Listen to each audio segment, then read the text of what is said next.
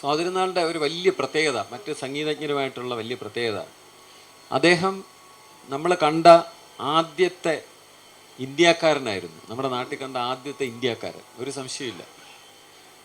1830കളിലും 40കളിലും ഇന്ത്യക്കാരില്ലായിരുന്നു. തിരുവിതാംകൂറുകാർ, കൊച്ചിക്കാർ, പിന്നെ ഡൽഹിക്കാർ, അല്ലെങ്കിൽ അവിടെയുള്ള ഒരുപാട് ചെറിയ രാജ്യമുണ്ട്, നിങ്ങൾക്ക് അറിയാമല്ലോ അല്ലേ. ഓരോന്നിനും ഓരോ രാജാവിൻ്റെ കാശ്മീരുകാർ, ഇതെല്ലാം പ്രത്യേക രാജ്യങ്ങളായിരുന്നു. പ്രത്യേകിച്ച് ദക്ഷിണേന്ത്യയിൽ ഇരുന്നു കൊണ്ട് ഇന്ത്യയെ ഒന്നായിട്ട് കാണാൻ സാധിച്ച ആദ്യത്തെ വ്യക്തി ആരാണെന്ന് ചോദിച്ചാൽ സ്വാതിരുന്നാളാണ്. എങ്ങനെ പറയുന്നു? ഒന്നാമത്തെ കാര്യം, അദ്ദേഹം ഉപയോഗിച്ച ഭാഷ. അദ്ദേഹം മലയാളത്തിൽ എഴുതി, സംസ്കൃതത്തിൽ എഴുതി, കന്നഡയിൽ എഴുതി, തെലുങ്കിൽ എഴുതി, ഹിന്ദിയിൽ എഴുതി. യഥാർത്ഥത്തിൽ ഈ നമ്മളെ ഉത്തരേന്ത്യയിൽ ആരുടെയും ചെന്നത് പറഞ്ഞാൽ അവർക്ക് വിശ്വസിക്കാൻ പോലും സാധിക്കില്ല. 200 വർഷം മുമ്പ് ഒരാൾ തിരുവനന്തപുരത്തിരുന്ന് ഹിന്ദിയിൽ ഉത്തരേന്ത്യയിലെ ദേവനെക്കുറിച്ച് പാട്ടെഴുതി എന്ന് പറഞ്ഞാൽ ആരെങ്കിലും വിശ്വസിക്കുമോ? നമ്മൾ പകരം ചോദിക്കാമെന്ന്, നിങ്ങൾക്ക് എവിടെയെങ്കിലും ഉത്തരേന്ത്യയിൽ നിന്ന് ഒരാളെ കണ്ടുപിടിച്ചുകൊണ്ട് വരാമോ? 200 വർഷം മുമ്പ് അവിടെ ഇരുന്നിട്ട് ഗുരുവായൂരപ്പനെക്കുറിച്ച് പാട്ടെഴുതിയ ഒരാളെ വിളിച്ചുകൊണ്ട് വരാമോ? അത് മലയാളത്തിൽ ഒക്കില്ല. ദേശീയതയുടെ ഒരു വലിയ ചിഹ്നമായിട്ട് നമ്മൾ അദ്ദേഹത്തിനെ കരുതണം എന്നുള്ളതാണ്. അദ്ദേഹം ഉപയോഗിച്ച ഭാഷകളിൽ ഉപയോഗിക്കാത്ത ഏതാണെന്ന് ചോദിച്ചാൽ അത് വളരെ മുഴച്ചു നിൽക്കുന്ന ഏതാണെന്ന് വെച്ചാൽ അദ്ദേഹം തമിഴിൽ എഴുതിയിട്ടില്ല. എന്തുകൊണ്ടാണെന്ന് എനിക്കറിയില്ല. അദ്ദേഹം തമിഴിൽ കീർത്തനങ്ങളൊന്നും എഴുതിയിട്ടില്ല. സംസ്കൃതത്തിൽ നമുക്ക് ഒരുപാടെണ്ണം ഉണ്ട്. ഞാനപ്പോൾ നിങ്ങൾ കേട്ടിട്ടില്ലാത്ത ഒരു കീർത്തനം, നമ്മളെല്ലാ ഭാഷയിലും ഓരോ കീർത്തനത്തിന് 2 വരി വീതം പാടുക. ഒരു ഭാഷാ മാലിക അദ്ദേഹത്തിൻ്റെ സ്മരണയ്ക്കായിട്ട്. ഹരസ്വേദം കുരുമോദം ഹര ഗൗരി രമണം, ഹരസ്വേദം കുരുമോദം ഹര ഗൗരി രമണം, കരി ചർമാംബര ജന്മധര കർമാധിഗതം, ഹരസ്വേദം കുരുമോദം ഹര ഗൗരി രമണം, കരി ചർമാംബര ജന്മധര കർമാധിഗതം, ഹരസ്വേദം കുരുമോദം ഹര ഗൗരി രമണം, വരതാണ്ഡവ പരഗാണ്ഡീവ, വരതാണ്ഡവ പരഗാണ്ഡീവ ധര പാണ്ഡവ വരദ, വരതാണ്ഡവ പരഗാണ്ഡീവ ധര പാണ്ഡവ വരദ, ഹര സ്വേദം കുരുമോദം ഹര ഗൗരി രമണം, കരി ചർമാ ഭരധന്മാന്തര കർമാധിഗതം, ഹര കർമാധിഗതം, ഹര കർമാധിഗതം.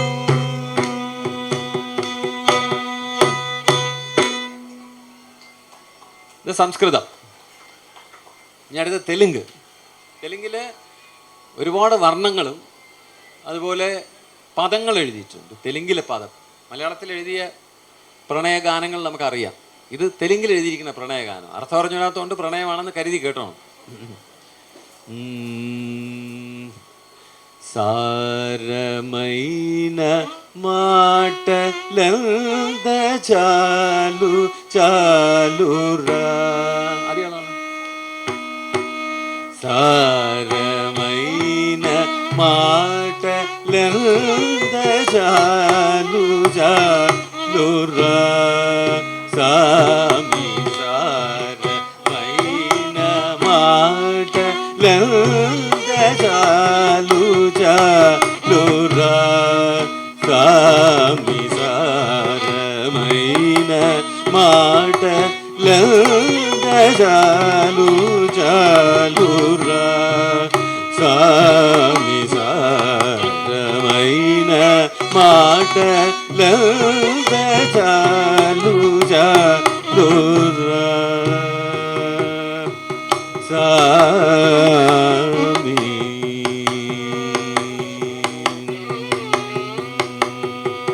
സാരസാക്ഷി നേനന്ദോ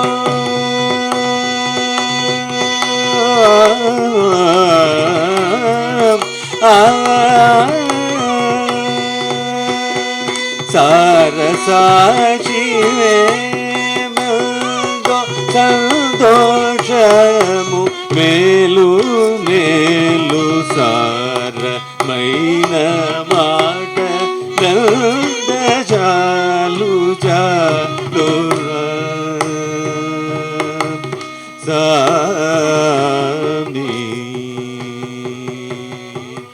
മുഴുവൻ പാടുന്നില്ല, പക്ഷെ അവസാനത്തെ വരിയിൽ പത്മനാഭനെ കുറിച്ച് പറയുന്നുണ്ട്.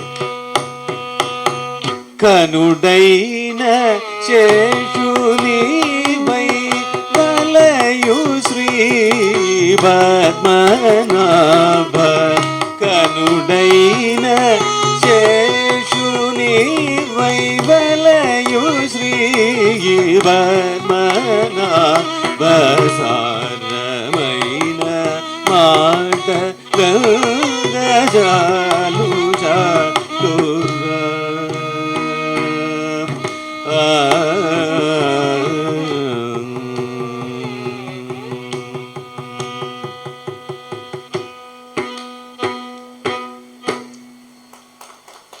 നീ കന്നഡ. ഇതിലെ കന്നഡ എനിക്ക് വരിപ്പോഴും അറിഞ്ഞൂടാ, ആദ്യ വരി മാത്രമേ പാടുന്നുള്ളൂ. ആദ്യ വരിയിൽ അധികം കന്നഡ ഇല്ല, സംസ്കൃതം തന്നെ വെച്ചിട്ട് 1-2 വാക്കുകളേ ഉള്ളൂ. ഭാരം എന്നൊരു വാക്ക് മാത്രമേ ഇതിലുള്ളൂ. പക്ഷെ താഴോട്ട് കുറച്ച് കന്നഡ പദങ്ങൾ ഉപയോഗിച്ചിട്ടുണ്ടെന്നുള്ളൂ. ഒരു ശ്രമം നടത്തി നോക്കിയതാണ് അദ്ദേഹം. രാജീവാക്ഷബാരോ രാജീവാക്ഷബാരോ കൃഷ്ണ രാജീവാക്ഷബാരോ കൃഷ്ണ രാധാരമണ ബാരോ കൃഷ്ണ രാജീവാക്ഷബാരോ.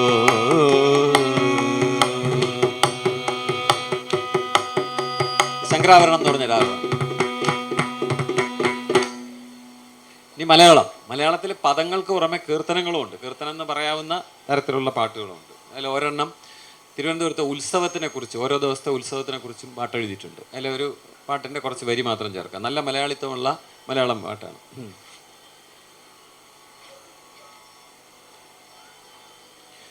പങ്കജാക്ഷനാം രമേശൻ നിഗന്ധവാഹനേ വാണിടും വിശേഷമങ്ങു കന്ത ചൊൽവതെങ്ങനെ പത്മനാഭ പാഹി പാഹി എന്നു ലോക സഞ്ജയം പത്മനാഭ പാഹി പാഹി എന്നു ലോക സഞ്ജയം പത്മനാഭ പാഹി പാഹി. ഇതെല്ലാം സംസ്കൃതമുണ്ട്. മലയാള വാക്കുകൾ ഇടയ്ക്ക് കയറി വരുന്നുള്ളൂ. ഇടയ്ക്ക് കായാമ്പൂവെന്നും പിന്നെ കടലെന്നും ഒക്കെ ഉള്ള വാക്കുകൾ വരുന്നേ ഉള്ളൂ. പക്ഷെ പൊതുവെ സംസ്കൃതമാണ് എല്ലാത്തിലും കൂടുതൽ കാണുന്നത്. ഇനി ഏറ്റവും തമിഴിലില്ല എന്ന് പറഞ്ഞു. ഏറ്റവും സവിശേഷം ഹിന്ദിയിൽ. നമ്മളിപ്പോൾ തമിഴ്നാട്ടിൽ വലിയ പ്രശ്നം തോന്നിക്കുക ഹിന്ദി അടിച്ചേൽപ്പിച്ചു എന്ന് പറയും. നമ്മുടെ നാട്ടിലെ ആൾക്കാർ ഹിന്ദിയോട് വളരെ സൗഹാർദ്ദപരമായിട്ടുള്ള സമീപനമാണ് സ്വീകരിച്ചത്. അതിന് കാരണം ഒരു ഭരണാധികാരി അത് സ്വീകരിച്ചു എന്നുള്ളതാണ്. ഭരണാധികാരി TV അടിച്ചു പൊട്ടിക്കുകയും പിന്നെ റെയിൽവേ സ്റ്റേഷനിൽ പോയി അതിൻ്റെ ഹിന്ദിയിൽ എഴുതിയിരിക്കുന്ന സാധനത്തിൽ ടാറ് കലക്കി അടിക്കുകയൊക്കെ ചെയ്താൽ ജനങ്ങൾ അതുപോലെ അതിനോടൊരു സമീപനം സ്വീകരിക്കും. പക്ഷേ ഇദ്ദേഹം ഹിന്ദിയെ സ്വീകരിക്കുകയും എനിക്ക് തോന്നി മലയാളിക്ക് മനസ്സിലാകുന്ന തരത്തിൽ അദ്ദേഹം ഹിന്ദി ഉപയോഗിച്ചു. ഭയങ്കര ഹിന്ദി ഉപയോഗിച്ചിരുന്നെങ്കിൽ വലിയ പ്രശ്നമായിപ്പോയി. പക്ഷെ അദ്ദേഹം എഴുതിയ പാട്ടുകളൊക്കെ സാധാരണ മലയാളിക്ക് ഹിന്ദി എന്ന് അറിയാതെ തന്നെ കേൾക്കാവുന്ന രീതിയിൽ എഴുതിയിരിക്കുന്നത്. ചെറിയ നല്ല ഉദാഹരണം പറഞ്ഞാൽ ദേവനുക്കേ പതിയിന്ദ്ര ദേവനുക്കേ പതിയിന്ദ്ര താരാ കേ പതി ചന്ദ്ര ദേവനുക്കേ പതിയിന്ദ്ര താരാ കേ പതി ചന്ദ്ര ദേവനുക്കേ പതിയിന്ദ്ര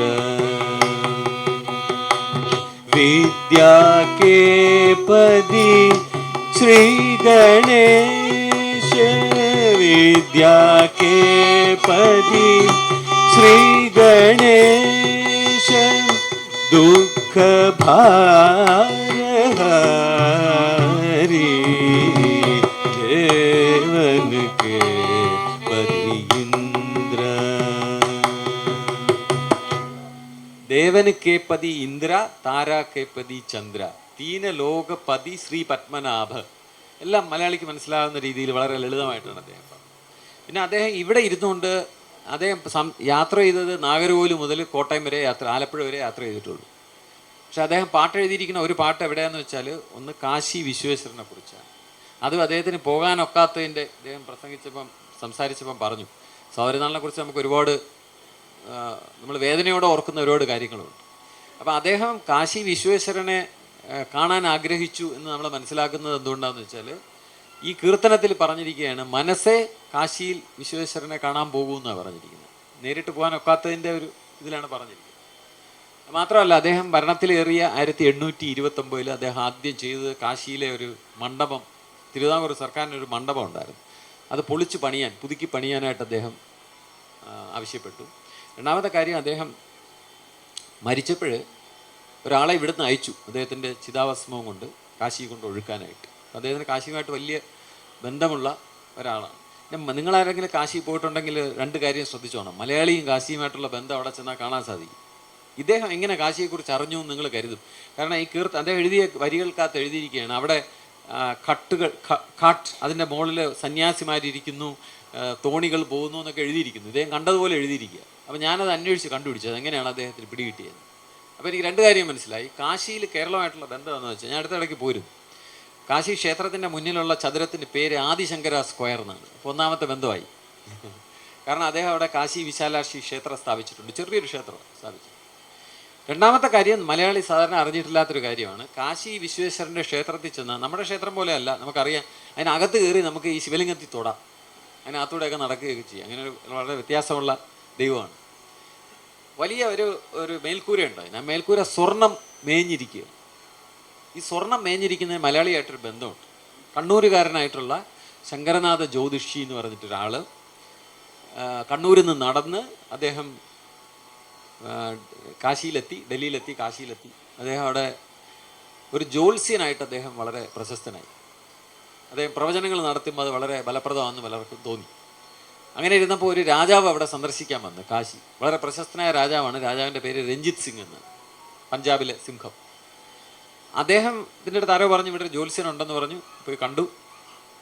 അദ്ദേഹം കുറേ പ്രവചനം നടത്തി. രഞ്ജിത് സിംഗ് തിരിച്ച് പഞ്ചാബിലോട്ട് പോയി. പറയുന്നത് അദ്ദേഹം തിരിച്ചു വന്നപ്പോൾ അദ്ദേഹത്തിന് ആ പ്രവചനം എല്ലാം സത്യമായി ഭവിച്ചു. അപ്പോൾ അദ്ദേഹം അടുത്ത തവണ കാശിയിൽ വന്നപ്പോൾ ഇദ്ദേഹത്തിനെ കണ്ടിട്ട് ചോദിച്ചു, എന്ത് ചെയ്യണം, ഞാൻ നിനക്ക് വേണ്ടി എന്ത് ചെയ്യണം എന്ന് ചോദിച്ചു. അപ്പോൾ അദ്ദേഹം പറഞ്ഞു, ആ ക്ഷേത്രത്തിൻ്റെ മുകളിൽ സ്വർണം പൂശിയേക്കാൻ പറഞ്ഞു. അങ്ങനെ അദ്ദേഹത്തിൻ്റെ ഗിഫ്റ്റാണ് ആ മുകളിൽ സ്വർണം പൂശിയിരിക്കുന്നത്. ആ ആൾ എന്നിട്ട് അവസാനം എന്ത് ചെയ്തെന്ന് വെച്ചാൽ, അദ്ദേഹം ഈ ശങ്കരനാഥ ജ്യോതിഷിയെ വിളിച്ചുകൊണ്ട്, ജ്യോതിഷി എന്നാണ് അവിടെ, ജോഷി എന്നാണ് പറയുന്നത്, നമ്മൾ ജ്യോതിഷി, അദ്ദേഹത്തിനെ വിളിച്ചുകൊണ്ട് പഞ്ചാബിൽ കൊണ്ടുപോയി അദ്ദേഹത്തിന് എക്സ്റ്റേണൽ അഫയേഴ്സ് മിനിസ്റ്ററായിട്ട്, നമ്മൾ ആരെങ്കിലും കേട്ടിട്ടുണ്ടോ, നമ്മുടെ നാട്ടിൽ നിന്ന് ഒരാൾ രഞ്ജിത് സിംഗിൻ്റെ കൊട്ടാരത്തിൽ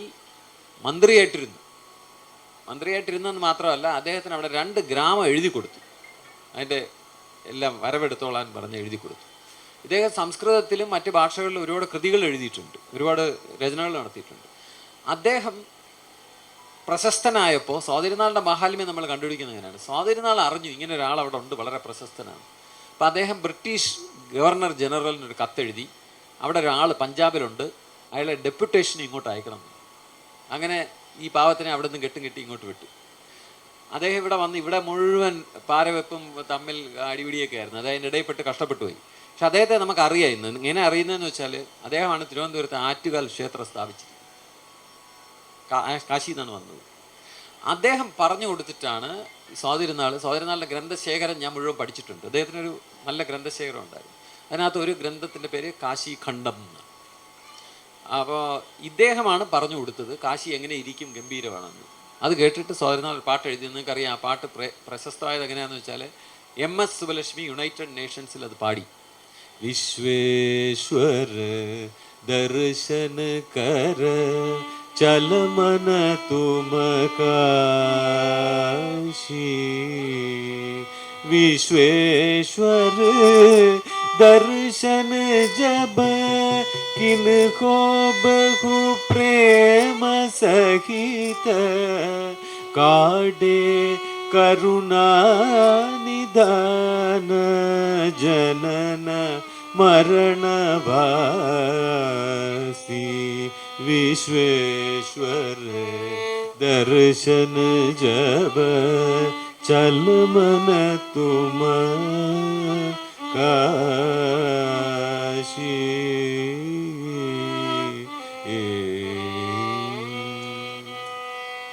അതുപോലെ അദ്ദേഹം അയോധ്യയെ നേരിട്ട് പേര് പരാമർശിക്കുന്നില്ലെങ്കിലും അദ്ദേഹം ഒരു വരി അത് അയോധ്യയിലെ ശ്രീരാമനെ കുറിച്ച് എഴുതിയിട്ടുണ്ട്. रामचंद्र प्रभु तुम बिन प्यारे, रामचंद्र प्रभु तुम बिन प्यारे, रामचंद्र प्रभु तुम बिन प्यारे, रामचंद्र प्रभु. അതിൽ ഒരു വരിയിൽ അദ്ദേഹം പറയാണ്, बाज रही जिंदगी, बाज रही जिंदगी नगरी मो, बाज रही जिंदगी नगरी मो, सदा धर्म की बेरी, सदा धर्म की बेरी, सदा धर्म की बेरी, रामचंद्र प्रभु. നീ വാഴുന്ന നഗരത്തിൽ എപ്പോഴും ധർമ്മത്തിൻ്റെ ഭേരി മുഴങ്ങുന്നു എന്നാണ് അയോധ്യയെ പറ്റി ശ്രീരാമനെ പറ്റി പറഞ്ഞിരിക്കുന്നത്. ഒരു പാട്ടും കൂടെ പാടി ഹിന്ദി ഗാനം അവസാനിപ്പിക്കാമെന്നാണ്. നിങ്ങൾക്ക് ഇഷ്ടമുള്ള ഒരു സിനിമ ഇഷ്ടമുള്ളതാണെന്ന് ഞാൻ കരുതുന്നു. ഈ നമ്മൾ നേരത്തെ പറഞ്ഞ രാഗങ്ങളിലെല്ലാം മനോഹരമായ സിനിമാ ഗാനങ്ങളുണ്ട്. കല്യാണി പങ്കജലോചന എന്ന് പറഞ്ഞു. ശരിക്കും അതുപോലെ എനിക്കിഷ്ടമാണ് ആ നിമിഷത്തിൻ്റെ നിർവൃതിയിൽ ഞാനൊരു ആവണി തെന്നലായി മാറി. ഇതൊരു പാട്ടാണ്. അതുപോലെ ശ്രീകുമാരൻ തമ്പി എഴുതിയ ഒരു പാട്ട് നമുക്കെല്ലാം അറിയാവുന്നൊരു പാട്ടായിരിക്കും ഞാൻ കരുതുന്നു. അത് ചാരുകേശി എന്ന് പറഞ്ഞിട്ട് രാഗത്തിലാണ് ആ സിനിമയിലുള്ളത്. അകലെ അകലെ നീലാകാശം അലതല്ലും മേഘതീർത്ഥം, അരികിലെൻ്റെ ഹൃദയാകാശം അലതല്ലും രാഗതീർത്ഥം. അകലെ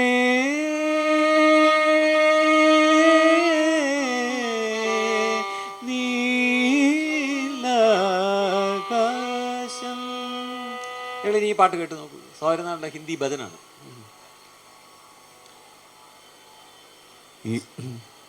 इस बंसी से सुर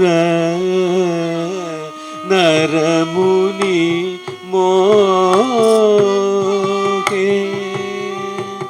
मोह गई सारी ब्रज की नारी। पदुमनाभ प्रभु फणि पर छाई, धनुज कुल हरण नाद मुरारी, करुणानिदान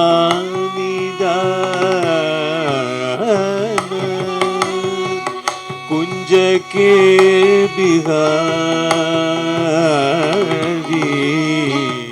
तुमरी बंसी लाला